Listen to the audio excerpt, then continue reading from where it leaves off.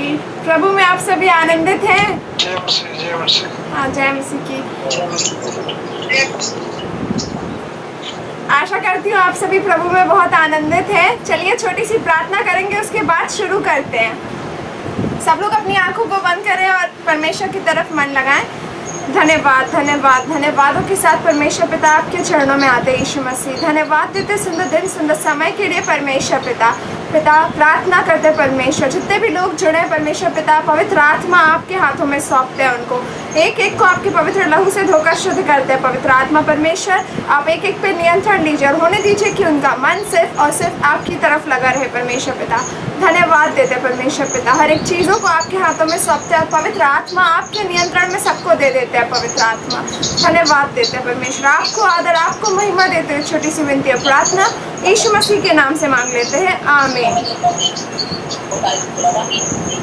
आमीन। कोई म्यूट? चलिए शुरू करते हैं।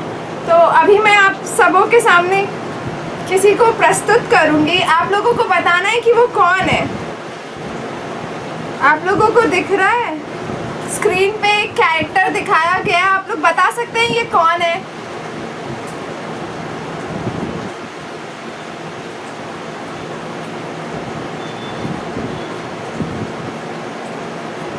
इसने ऊंट की चमड़ी के वस्त्र पहने हुए, कौन है ये?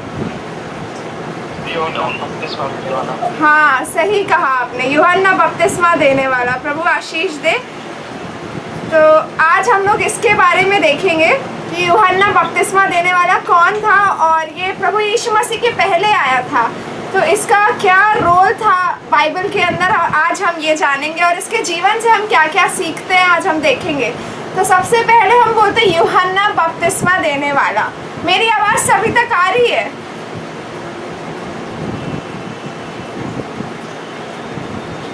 मेरी आवाज़ पहुंच रही है आप तक कि धीरे आ रही है? Okay, thank you, thank you. So यूहन्ना बपतिस्मा देने वाले के बारे में आज हम जानेंगे। तो यूहन्ना कौन था? यूहन्ना बपतिस्मा देता था। तो यूहन्ना का नाम जो है उसका मतलब क्या है मैं बताती हूँ। परमेश्वर अनुग्रहकारी है। यूहन्ना का नाम मतलब परमेश्वर अनुग्रहकारी है। God is gracious. तो ये नाम उसके माता पिता ने रखा था। ऊपर से जब उनको अगुवाई हुई थी तब रखा गया था, नहीं तो उसका कोई इब्रानी नाम रखा जा रहा था उसके पिता जकरिया के पीछे। पर उनको आज्ञा हुई ऊपर से कि इसका नाम यूहन्ना रखा जाए, तो उस बच्चे का नाम यूहन्ना रखा गया।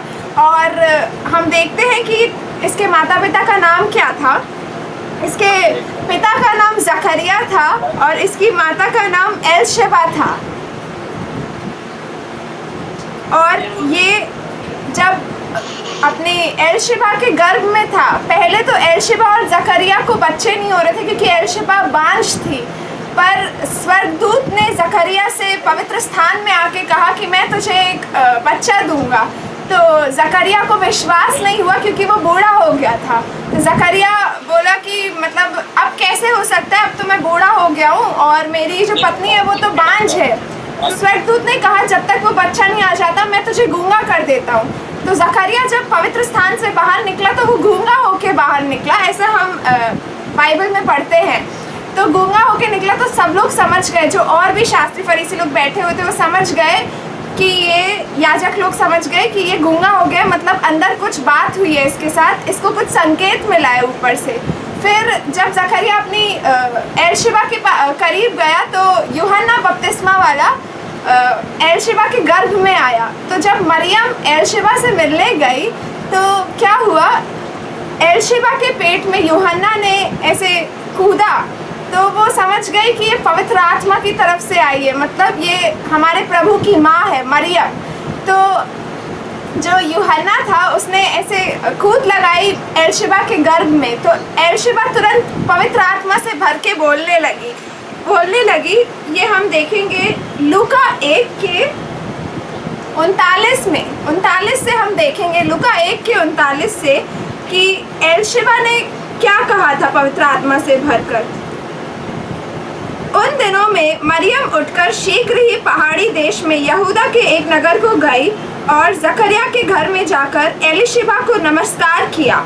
जो ही एलीशिबा ने मरियम को नमस्कार सुना, त्यों ही बच्चा उसके पेट में उछला, जैसा कि मैंने आप लोग को बताया। और एलीशिबा पवित्र आत्मा से परिपूर्ण हो गई, मतलब वो बच्चा खास था। और उसने बड़े शब्द से पुकार कर कहा, किसने कहा? एलीशिबा ने मरियम को कहा, तू स्त्रियों में धन्य है और तेरे पेट का फल धन्य है। यह अनुग्रह मुझे कहाँ से हुआ कि मेरे प्रभु की माता मेरे पास आई? देख, ज्यों ही तेरे नमस्कार का शब्द मेरे कानों में पड़ा, मतलब जब मरियम ने एलीशिबा को नमस्कार कहा तो एलीशिबा के पेट में यूहन्ना उछला। धन्य है वह जिसने विश्वास किया कि जो बातें प्रभु की ओर से उससे कही गई वे पूरी होंगी। मतलब मरियम को कहा गया था ना कि तू जगत के उद्धारकर्ता को जन्म देगी, तो मरियम ने विश्वास किया, तो एलीशिबा ने विश्वास किया और मरियम ने भी विश्वास किया कि जो प्रभु से उनको मिला है वो उन लोग अगर विश्वास करेंगे तो वो धन्य है। अगर प्रभु हमें कोई शब्द या वचन देते हैं और हम विश्वास करके उसको ग्रहण करते हैं तो हम भी धन्य हैं। तो चलिए आगे देखते हैं। लूका 1:13 में स्वर्गदूत जकरिया के पास आके कहता है, परंतु स्वर्गदूत ने उससे कहा, हे जकरिया, भयभीत न हो, क्योंकि तेरी प्रार्थना सुन ली गई है और तेरी पत्नी एलीशिबा से तेरे लिए एक पुत्र उत्पन्न होगा और तू उसका नाम यूहन्ना रखना। तो उन लोगों ने, मतलब जकरिया ने बहुत दुआएं की थी, प्रार्थना की थी कि उसको भी एक बच्चा चाहिए, जो कि एलीशिबा बांझ थी तो नहीं हो पा रहा था, परंतु परमेश्वर ने उसकी प्रार्थनाओं का उत्तर दिया। मतलब वो निरंतर प्रार्थना करता रहा। बाइबल भी कहती है कि प्रार्थना करते रहो, निरंतर प्रार्थना करते रहो। तो अगर हम निरंतर प्रार्थना करते रहेंगे तो परमेश्वर हमारी प्रार्थनाओं को ज़रूर सुनता है और सुनकर उत्तर के रूप में दूत आते हैं। ऐसा मेरे साथ भी पर्सनली होता है कि दूत आके बताते हैं कि परमेश्वर ने तेरी प्रार्थना को सुना और उत्तर भी देते हैं। ऐसा आपके साथ भी होगा। तो इसके लिए हमें परमेश्वर के साथ बने रहना है, उनके साथ एक मन होना है। आइए आगे देखते हैं कि यूहन्ना का जब जन्म हो रहा था उससे हम काफ़ी कुछ सीखते हैं। मतलब उस टाइम पे क्या क्या चीज़ें थी जो उसके माता पिता से हम सीख सकते हैं। तो जो बाइबल भी हमें बताती है कि जो यूहन्ना के माता पिता थे जकरिया और एलीशिबा, वो दोनों बहुत ही धार्मिक थे और परमेश्वर की हर एक आज्ञाओं में चलते थे। बिना पाप किए उन लोग पूरी कोशिश करते थे कि वो परमेश्वर की हर एक आज्ञाओं को माने और उस पर चले। तो जब उन लोग चलते थे तो परमेश्वर भी देखता था कि ये तो मेरी आज्ञाओं पे चल रहे हैं और हर एक बातों को सुन रहे हैं, मान रहे हैं। तो क्या परमेश्वर उनको ऐसे ही छोड़ देता? परमेश्वर ने समय लगाया उनको बच्चा देने में, उनका विश्वास देखने के लिए। तो हमें परमेश्वर पे निरंतर विश्वास रखना है कि परमेश्वर हमारी प्रार्थनाओं को सुनता है और परमेश्वर के साथ कुछ भी असंभव नहीं है। मनुष्य के साथ तो असंभव है, परंतु परमेश्वर के साथ सब कुछ संभव है। आमीन। तो आइए आगे देखते हैं। अब जब यूहन्ना का जन्म होने वाला था तब तक तो उसका बाप गूंगा था, पर जैसे ही यूहन्ना ने जन्म लिया तो उसके बाप की जीभ खुल गई और वो बोलने लगा। ये भी एक अलौकिक चमत्कार है।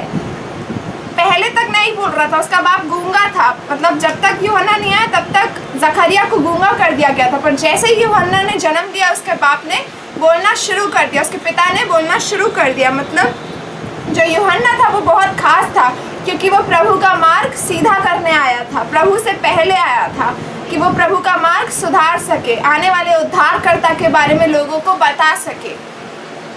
आप लोगों को मेरी बातें समझ में आ रही हैं? आमीन। आ रही है। Okay, thank you sister. फिर उसके बाद यूहन्ना जो था वो चुना हुआ था मतलब हम सब भी चुने हुए तभी बुलाए गए हैं। परमेश्वर कहता है मैं तुम्हें नाम ले लेकर बुलाता हूँ। यूहन्ना भी बुलाया गया था, चुना गया था परमेश्वर के द्वारा कि यीशु मसीह मतलब परमेश्वर के पुत्र के पहले जाए और उस पुत्र के लिए मार्ग को सीधा करे मतलब लोगों को बताए कि वो मन फिराएं और कैसे कैसे मतलब अपना मन प्रभु से लगाएं। मन फिराओ का असली मतलब मैं बताऊंगी। मन फिराओ मतलब ये नहीं कि हम यीशु मसीह में आ गए तो हमने अपना मन फिराया है, बट हमें पर्सनली मन फिराना है। कैसे? हमें 24 घंटे परमेश्वर से मन लगा के रखना है, कोई भी फालतू विचार हमारे मन में ना आए, क्योंकि हमारे सारे बाइबल में भी लिखा है यहोवा मन को जांचता है, मतलब हमारा जो मन सोचता है वो परमेश्वर को पता चल जाता है। अगर हमारा मन पवित्र रहेगा, हमेशा परमेश्वर के बारे में सोचेगा, तो सोचिए उस परमेश्वर को कितनी खुशी होगी कि मेरा पुत्र और या मेरी पुत्री मेरे ही बारे में दिन भर सोचती, कोई फालतू विचार नहीं लाती। तो ये करना कैसे, ये मैं आपको इस वीडियो के आखिरी में बताऊंगी। उसके बाद चलिए आगे बढ़ते हैं और देखते हैं लूका 1:17 में यूहन्ना के बारे में लिखा है। मैं आग्रह करूंगी कि आप सब भी अपनी बाइबल्स में देखें। लूका 1:17, वह एलिया की आत्मा और सामर्थ्य में होकर उसके आगे आगे चलेगा कि पितरों का मन बाल बच्चों की ओर फेर दे और आज्ञा न मानने वालों को धर्मी की समझ पर लाए और प्रभु के लिए एक योग्य प्रजा तैयार करे। तो ये किसके बारे में लिखा है? यूहन्ना के बारे में, कि वो एलिया की आत्मा और सामर्थ्य में होकर चलेगा। सामर्थ्य में होकर चलेगा तो मतलब ये यूहन्ना के बारे में, मतलब यूहन्ना को ऑलरेडी वो तो परमेश्वर की ओर से था ही, और साथ ही साथ उसमें पवित्र आत्मा था। जब वो गर्भ में था तब से उसकी माँ और उसके ऊपर पवित्र आत्मा उतर गए थे, तो इसका मतलब वो आत्मा से ही भरा हुआ था।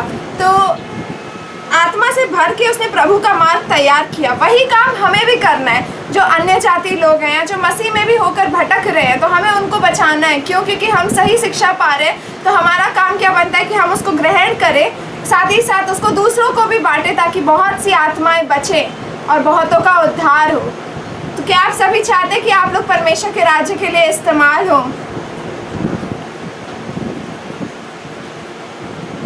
ओके, चलिए आगे पढ़ते हैं। अब हम देखते हैं कि जब जकरिया के पास स्वर्गदूत आया था तो उसने बताया कि मैं मतलब परमेश्वर तुझे एक पुत्र देगा। तो जकरिया ने विश्वास नहीं किया, या विश्वास किया तो उसने प्रश्न बोला कि मैं तो बूढ़ा हो गया हूँ, ये कैसे हो सकता है।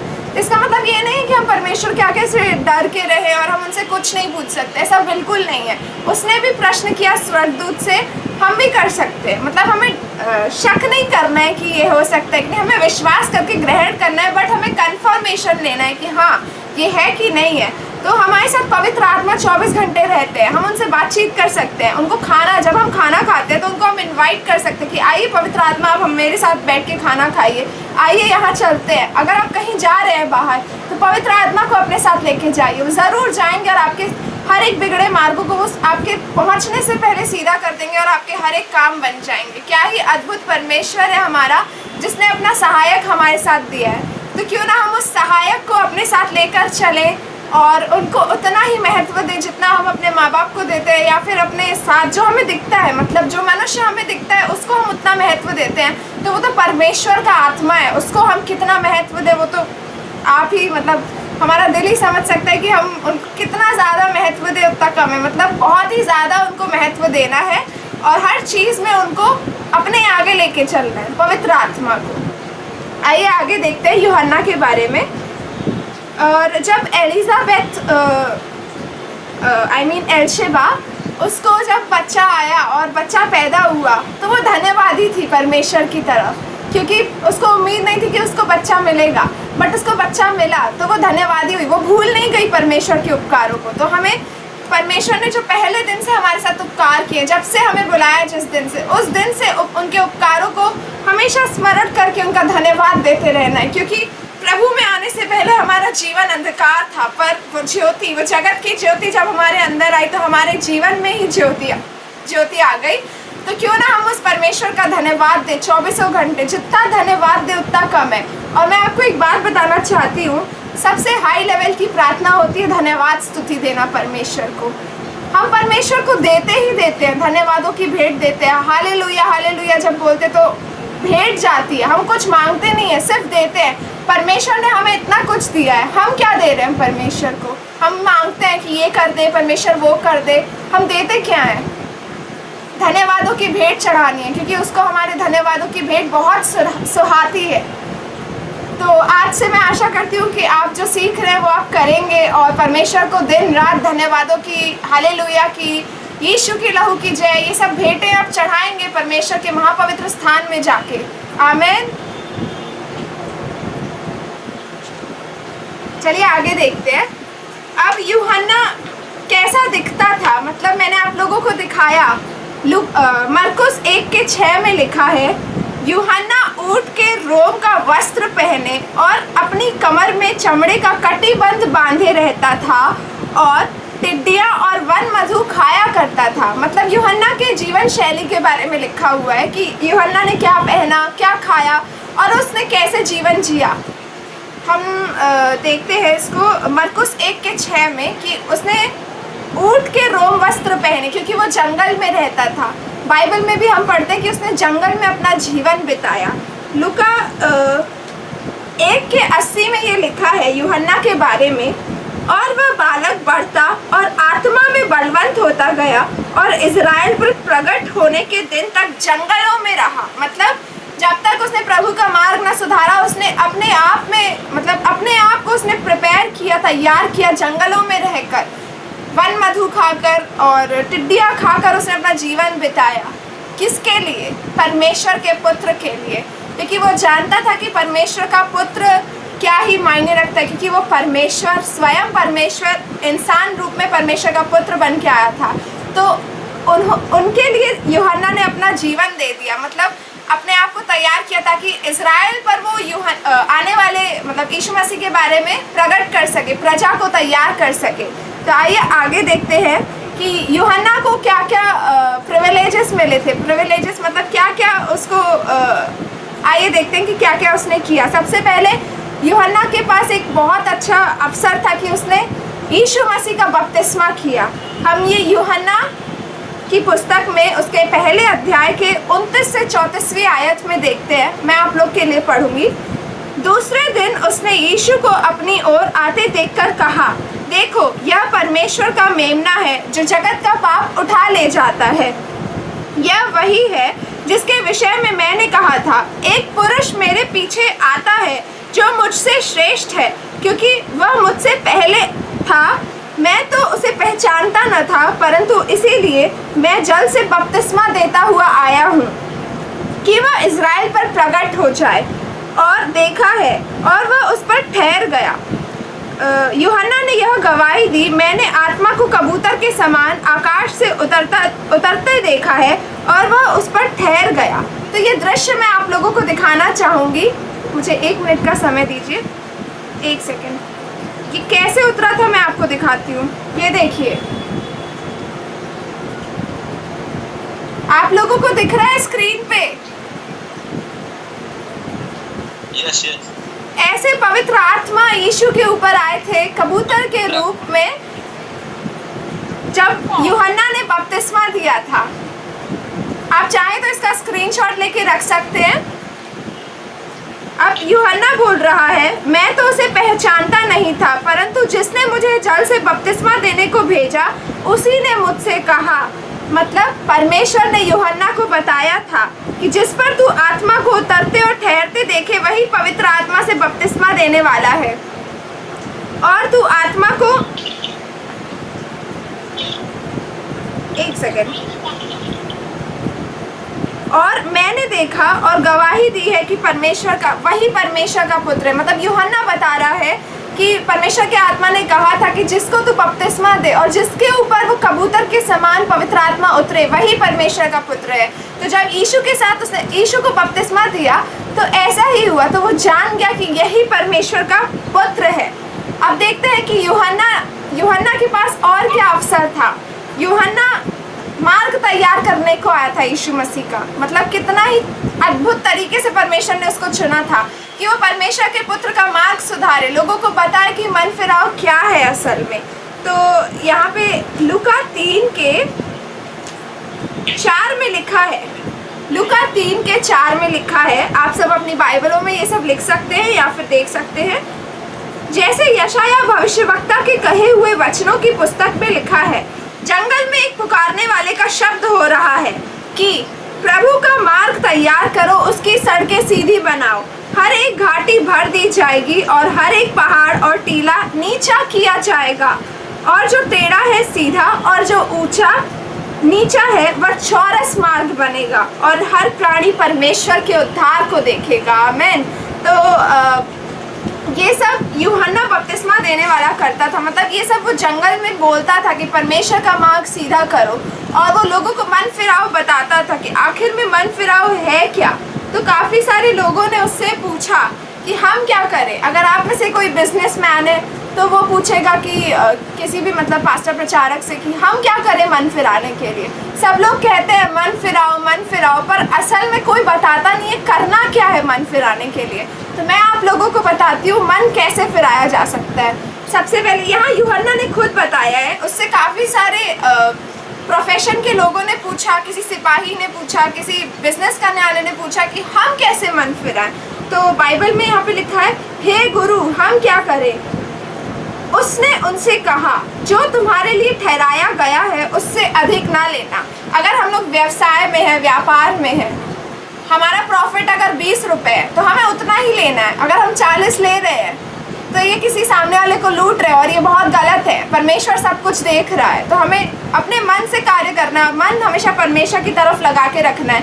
कुछ भी चीज़ करने से पहले पवित्र आत्मा से पूछना है कि पवित्र आत्मा ये करूँ या ना करूँ। किसी का फ़ोन आ रहा है तो पवित्र आत्मा फ़ोन उठाऊँ या ना उठाऊँ, वो बताएंगे। आप उनसे बात करोगे तो वो आपसे भी बात करेंगे, क्योंकि वो हमारी बात सुनने को तरसते हैं और वो हमसे बात करना चाहते हैं। तो मैं आशा करती हूँ कि आज से आप लोग पवित्र आत्मा से बातचीत करना चालू करेंगे और वो अद्भुत रीति से आपके जीवन में प्रगटीकरण करेंगे। आमीन।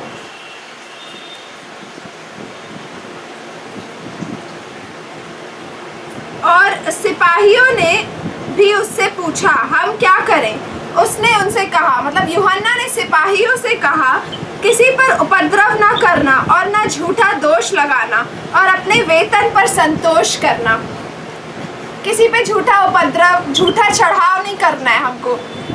साथ ही साथ झूठा दोष नहीं लगाना, झूठ नहीं बोलना है कि ये तो झूठा है या फिर इसने ऐसा किया, बल्कि ये जानते हुए कि वो गलत नहीं, फिर भी अगर हम झूठा दोष लगा रहे हैं तो ये परमेश्वर के खिलाफ है। और परमेश्वर सब कुछ देता है और हमारा मन फिरा नहीं है। अगर हम मसीह में आने के बाद भी अगर ये सब कर रहे हैं तो हमारा मन नहीं फिरा है, और जिसका मन नहीं फिरा है वो स्वर्ग के राज्य में प्रवेश नहीं करेगा।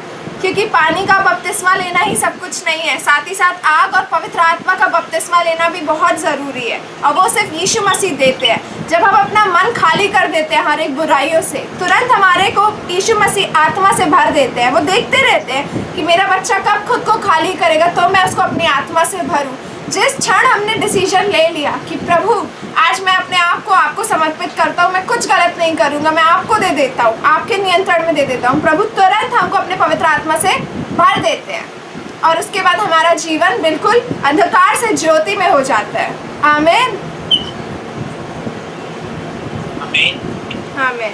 तो अब ये भी देखते हैं कि जो यीशु मसीह हैं, उनको यूहन्ना के लिए बहुत आदर था। मतलब उन्होंने लूका 7:28 में कहा है, लूका 7:28 में यीशु मसीह कह रहे हैं, मैं तुमसे कहता हूँ कि जो स्त्रियों से जन्मे हैं उनमें से यूहन्ना से बड़ा कोई नहीं, पर जो परमेश्वर के राज्य में छोटे से छोटा है वह उससे भी बड़ा है। मतलब यूहन्ना के बारे में बताया गया है। यूहन्ना के लिए परमेश्वर को कितना आदर था मन में। क्यों था? क्योंकि यूहन्ना को भेजा गया था कि वह परमेश्वर का मार्ग सीधा करे। ठीक है, तो सीधा कर रहा था, मतलब वो परमेश्वर का कार्य कर रहा था। यीशु मसीह भी कहता है, जो मुझे आदर देता है मैं उसको अपने पिता के सामने आदर देता हूँ। तो यीशु मसीह ने यहाँ पे लोगों के सामने तो आदर दिया ही दिया, साथ ही साथ पिता के सामने भी उसने यूहन्ना को आदर दिया। सिर्फ यूहन्ना ही नहीं, हम भी परमेश्वर के बच्चे हैं। अगर हम परमेश्वर यीशु मसीह को हर जगह आदर देंगे, कैसे आदर देना है? उनकी आत्मा हमारे साथ दी गई है, सहायक परमेश्वर हमारे साथ है। तो उस सहायक परमेश्वर को हर वक्त हमें आदर देना है। कैसे? कहीं हम जा रहे हैं, फॉर एग्जाम्पल, अगर आपका मित्र आपके सामने बैठा है और आप खाना खा रहे हो, आप उससे ना पूछो, वो सिर्फ आपको देख रहा है, उसको कैसा लगेगा? ठीक वैसे ही पवित्र आत्मा भी महसूस करते हैं कि ये तो मुझसे बात ही नहीं कर रहा, पूछ ही नहीं रहा, कुछ भी नहीं कर रहा। तो हमें ऐसा नहीं करना है, हमें उसको आदर देना है। बहुत आदर योग्य परमेश्वर हमारे साथ साथ चलता है। आमीन आमीन। तो आप सब लोग सीख रहे हैं, मैं विश्वास करती हूँ कि आज से पवित्र आत्मा आप सबों के जीवन से बहुत सारा आदर पाएंगे और आप लोगों के जीवन में बदलाव आएगा। मैं विश्वास करती हूँ यीशु मसीह के नाम में। चलिए आगे बढ़ते हैं। आमीन। अब यूहन्ना के जीवन से हम क्या क्या सीखते हैं? देखिए, हमारे को दिखता है कि ये असंभव है, ये नहीं हो सकता, परमेश्वर की आंखों से देखें या फिर हम अपने विश्वास की आंखों से देखें। एक सीक्रेट देती हूँ मैं सोचती हूँ अभी कि ये नहीं हो सकता मेरे साथ, फिर मैं सोचती हूँ ये तो मेरी सोच है, परमेश्वर क्या सोचता है वैसे सोचो। तो परमेश्वर सोचता है कि नहीं, मेरा बच्चा आगे बढ़े हर एक चीज़ में, सिर्फ सेवकाई में ही नहीं, अपनी पर्सनल लाइफ में, जॉब में, पढ़ाई में, हर जगह वो आगे बढ़े। अगर हम अपनी सोच से सोचेंगे तो हमेशा डिप्रेशन में रहेंगे कि यार हम तो आगे नहीं बढ़ सकते। क्या पता परमेश्वर ने हमारी सोच से बढ़कर रखा हो, और वो तो सोच से बढ़कर देने वाला परमेश्वर है, और वो सचमुच में रखता है। जो परमेश्वर की भक्ति करते हैं और अपना मन उनसे लगाए रहते हैं, परमेश्वर उनका बहुत आदर करता है और उनको हर एक क्षेत्र में आगे बढ़ाता है। तो आज से हमें परमेश्वर का बहुत आदर करना है, पवित्र आत्मा का बहुत आदर करना है, क्योंकि वही है जो पृथ्वी पे अभी हमारे साथ है। अनुग्रहकारी परमेश्वर, अभी परमेश्वर का अनुग्रह चल रहा है क्योंकि उसका आत्मा पृथ्वी पर है। जिस दिन आत्मा उठा लिया जाएगा, अनुग्रह उठा लिया जाएगा और यीशु मसीह आएगा हम सबको लेने। तो हमें हर वक्त तैयार रहना है, हमें हर वक्त तैयार रहना है। जिस क्षण यीशु आए हम उसके साथ ऊपर हो ले। तो ये कैसे होगा? पवित्र आत्मा की सहायता से होगा। पवित्र आत्मा सहायता करेंगे अगर हम उनसे मांगेंगे तो, क्योंकि यीशु मसीह बहुत प्रेमी परमेश्वर है। वो ना किसी पे ऐसे फोर्स नहीं करते कि ला मैं कर देता हूँ। जब हम पूछेंगे, उनसे मदद मांगेंगे तो वो बड़े प्यार से ज़रूर आएंगे, पर वो ज़बरदस्ती किसी के साथ नहीं करते हैं। तो आज से हमें उनसे पूछना है और हर एक चीज़ में उनको आदर देना है। तो मैं ये बता रही थी कि जकरिया ने विश्वास नहीं किया था क्योंकि वो अपनी आंखों से देख रहा था कि वो बूढ़ा हो चुका है और उसको बच्चा नहीं मिल सकता, पर परमेश्वर की इच्छा थी कि उसके द्वारा यूहन्ना उत्पन्न हो, और ऐसा हुआ।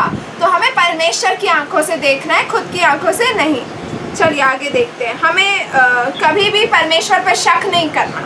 अगर परमेश्वर ने कहा है तू मेरी चुनी हुई है या तू मेरा चुना हुआ है, तो परमेश्वर ज़रूर उस चीज़ को पूरा करेगा, हमें दूसरों के सामने खड़ा करेगा, मसीह हमारे अंदर से दिखेगा, क्योंकि परमेश्वर का ये वायदा है तो वो ज़रूर पूरा करेगा। मसीह ने हमसे कहा है तुम पृथ्वी के नमक हो और तुम जगत की ज्योति हो। क्यों है हम? क्योंकि हम उस परमेश्वर की संतान है जिसने इस पूरे पृथ्वी को बनाया, वो हमारा बाप है और उसने अपनी आत्मा को हमारे साथ दिया। वो त्रिएक परमेश्वर हमारे साथ साथ चलता है। तो क्या ही अद्भुत परमेश्वर है हमारा। आमीन। चलिए अब आमीन। अब हम अगर मसीह परिवार में हैं तो मसीह परिवार में होना हमें बचाएगा नहीं।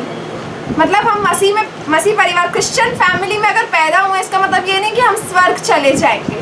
हमें अपने मन को परमेश्वर से लगाना है। भले हम अन्य जाति हैं या फिर हम मसीह परिवार में पैदा हुए हैं, इसका मतलब ये नहीं कि हमको यीशु मसीह उठा लेगा, ऐसा कुछ नहीं है। यीशु मसीह के लिए सारे एक बराबर है। आपको एक चीज़ पता है, पवित्र आत्मा मसीहों के साथ तो रहता है, अन्य जातियों के साथ साथ भी चलता है।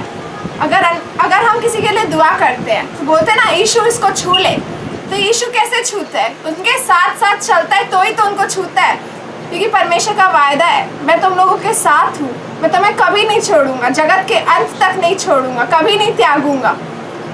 आमीन। तो देखिए अब हमें अपने आप को सुधारना है। अपने आप को कैसे सुधारना है? अगर मैं आपको एक टिप देती हूँ, मैं क्या करती हूँ, मैं पूरे दिन अपने आप पे नज़र रखती हूँ, अपने मन पे, अपने सोच विचार पे।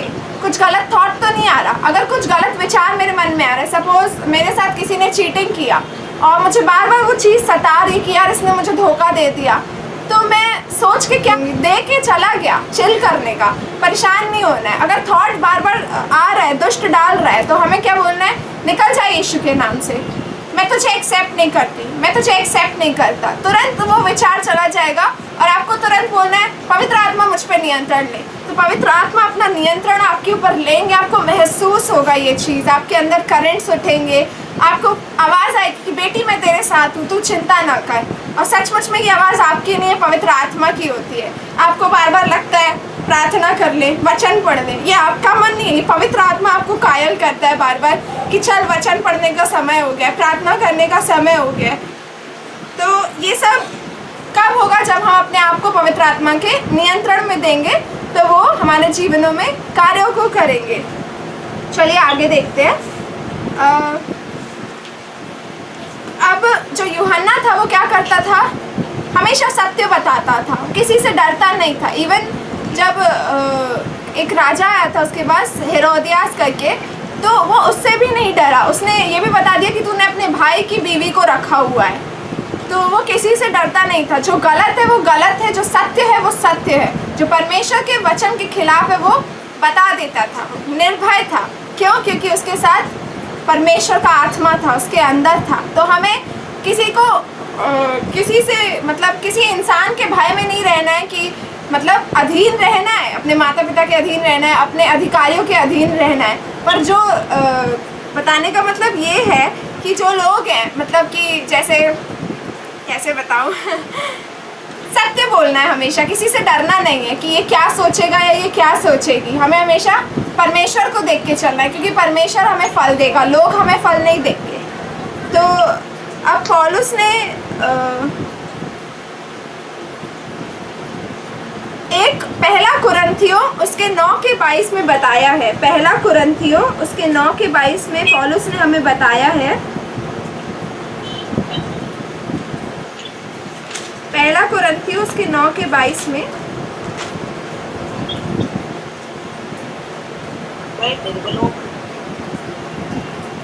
मैं निर्बलों के लिए निर्बल सा बन गया कि निर्बलों को खींच लाऊं। मैं सब मनुष्यों के लिए सब कुछ बना कि किसी न किसी रीति से कई एक का उद्धार कराऊं। मैं यह सब कुछ सुसमाचार के लिए करता हूं कि औरों के साथ उसका भागी हो जाऊं। तो पौलुस क्या करता था? पौलुस अगर कोई जवान बच्चा है उससे जवानों की तरह अच्छे से बात करता था ताकि वो परमेश्वर के बारे में बता सके। अगर पौलुस स्ट्रिक्ट बन के उससे बात करे तो वो बच्चा कभी उसकी नहीं सुनता। तो ऐसे में एग्जाम्पल दे रही हूँ कि हमें भी दूसरों का जब उद्धार कराना है तो हमें देखना है कि हमें किस रीति से इससे बात करनी है। हमें उससे डरना नहीं है, हमें उससे उसी के जैसे बन के बात करनी है। मैं एक एग्जाम्पल देख के इस वचन को समझा रही हूँ कि हमें सामने वाले के रूप में ढा जाना है उसी के सामने, बस कि वो परमेश्वर की बात सुने और परमेश्वर की तरफ आ जाए ताकि उसका उद्धार हो। आगे देखते हैं। अब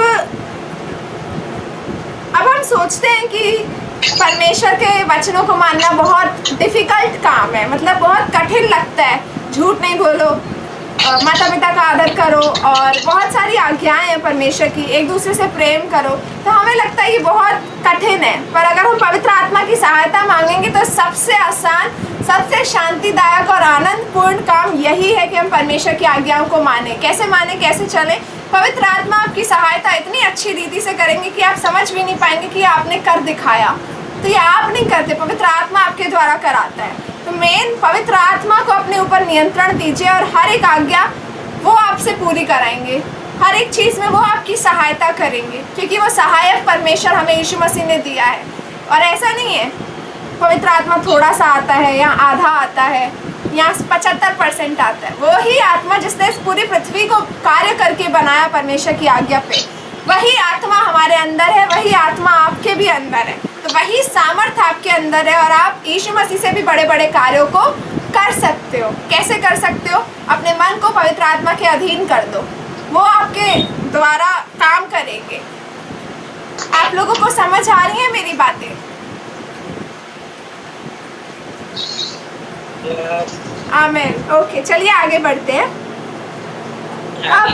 अब यूहन्ना भी बताया है, एक सेकेंड।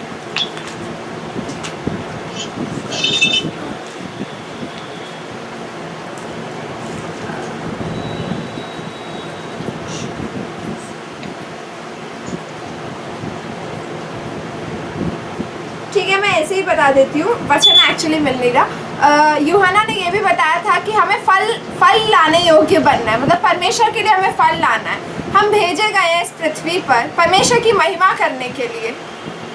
आमीन।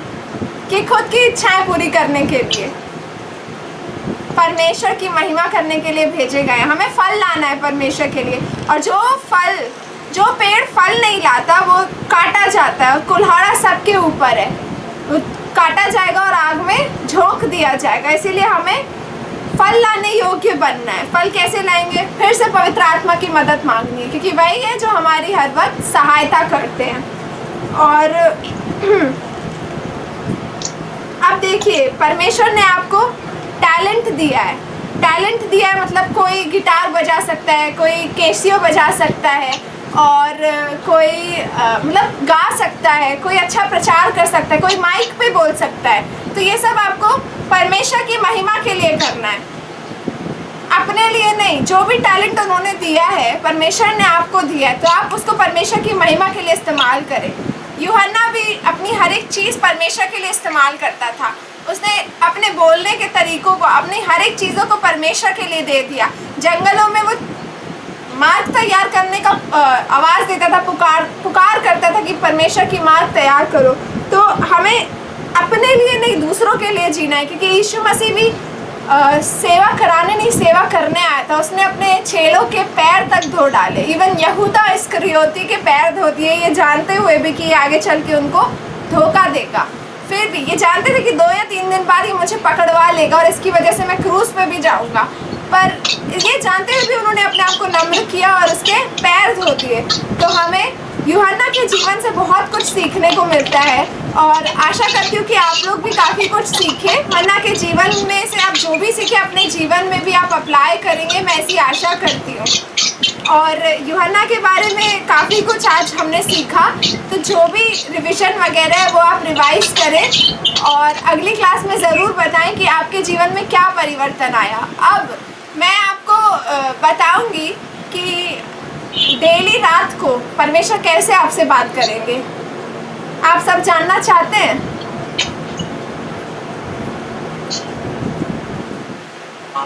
हाँ, तो चलिए, हमें कोई भी वचन उठाना है बाइबल से। एक वचन उठाया, आपने रात की दुआ की, एक वचन उठाया, वो वचन बोलते रहना है, बोलते रहना है, बार बार अंगीकार करना है उस वचन का, बोलते बोलते सो जाने का। डेली एक वचन देना है 7 दिनों तक। आपसे परमेश्वर ना बात करे तो आप मेरा नाम बदल देना। परमेश्वर ज़रूर बात करता है अपने वचन के द्वारा, अपने दासों के द्वारा, सपनों में, दर्शनों में। ये कैसे होगा? जब हम परमेश्वर का वचन बोलते बोलते सो जाएंगे तो हम परमेश्वर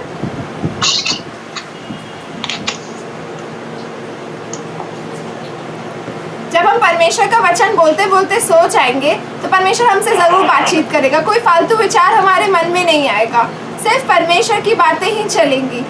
तो इससे परमेश्वर हमें अपनी चीज़ें बताएगा, क्योंकि जब हम अपना मन किसी भी तरफ लगाते हैं वही चीज़ें हमारे मन में आती है। अगर हम अपना मन परमेश्वर की तरफ लगाएंगे तो परमेश्वर की चीज़ें आएंगी।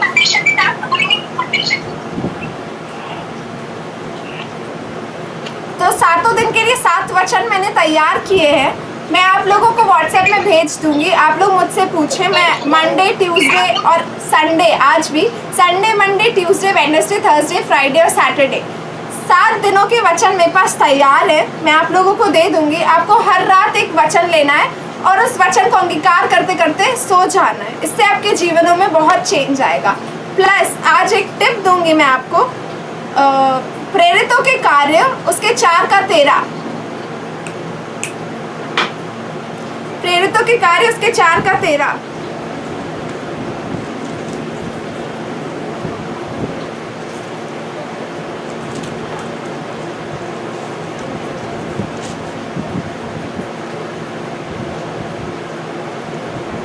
अब जब उन्होंने पतरस और यूहन्ना का साहस देखा और यह जाना कि यह अनपढ़ और साधारण मनुष्य है तो आश्चर्य किया। फिर उनको पहचाना कि ये यीशु के साथ रहे हैं। मतलब पतरस और यूहन्ना, ये वाला यूहन्ना नहीं, यीशु मसीह के 12 चेलों में से जो एक चेला था यूहन्ना, उसके बारे में बात हो रही है। पतरस और यूहन्ना, लोग देखते थे कि पतरस और यूहन्ना इतनी सामर्थ्य से कैसे काम कर रहे हैं, ये तो अनपढ़ और मतलब साधारण से मनुष्य है। तो सीक्रेट क्या था? सीक्रेट ये था कि वो यीशु के साथ थे। अब यीशु मसीह तो शरीर के रूप में उनके साथ थे, हमारे साथ कौन है अभी? पवित्र आत्मा है। तो हमें पवित्र आत्मा के साथ संगति करनी है। अकेले में कमरे में जाइए, उनको इनवाइट कीजिए, एक चेयर रखिए अपने बगल में। मैं भी बैठी हूँ तो मैंने भी एक चेयर रखी है। क्यों रखी है? क्योंकि मैं अकेली नहीं हूँ, पवित्र आत्मा मेरे साथ बैठे हैं आप लोगों को सिखाने के लिए। तो मेरा विश्वास ये है कि वो मेरे साथ चलते फिरते हैं। मैं उनको बहुत आदर देती हूँ, अपने साथ बैठाती हूँ। खाना खाने के पहले थोड़ी सी जगह खाली करती हूँ कि यहाँ आके वो बैठेंगे और मेरे साथ खाना खाएंगे, उनको इन्वाइट करती हूँ। तो सचमुच में परमेश्वर हमारे साथ आते हैं, बैठते हैं। भले हमें दिखते नहीं है, पर हम उनको अपनी मन की आंखों से देख सकते हैं कि हाँ, यीशु मसीह हमारे साथ है अपने आत्मा के रूप में। तो आत्मा से हमको संगति करनी है, आत्मा के साथ संबंध बनाना है। पास्टर प्रचारकों के साथ संबंध नहीं बनाना, वो हमें स्वर्ग नहीं लेके जाएंगे, वो सिर्फ हमें गाइड करने के लिए है। सबसे बड़ा गुरु और सबसे बड़ा गाइड हमारा पवित्र आत्मा है। हमें पवित्र आत्मा के साथ संगति करनी है, ज़्यादा से ज़्यादा समय बिताना है। कहीं आप कंफ्यूज हो रहे हो तो आप पूछो, पवित्र आत्मा मैं यहाँ पे क्या करूँ, मेरी सहायता कर। वो आपके मन में तुरंत विचार डालेंगे, ये नहीं ये कर बेटा। सचमुच में आपका जीवन बदल जाएगा। आमीन। और यूहन्ना के बारे में मैं आपको प्रेरित करूँगी कि लूका पहला अध्याय लूका का आप अच्छे से पढ़े, बार बार वचनों को बोल बोल कर पढ़े। आपके मन में बैठ जाएगा कि यूहन्ना का क्या काम था, पवित्र आत्मा ने कैसे उसको इस्तेमाल किया, पवित्र आत्मा कैसे हमें इस्तेमाल करेंगे। तो मैं आशा करती हूँ कि आज की क्लास में आपको सब कुछ समझ आया और ये फलदायक थी। आमीन। यीशु मसीह के नाम से आप सबों को आशीष मिले। आमीन।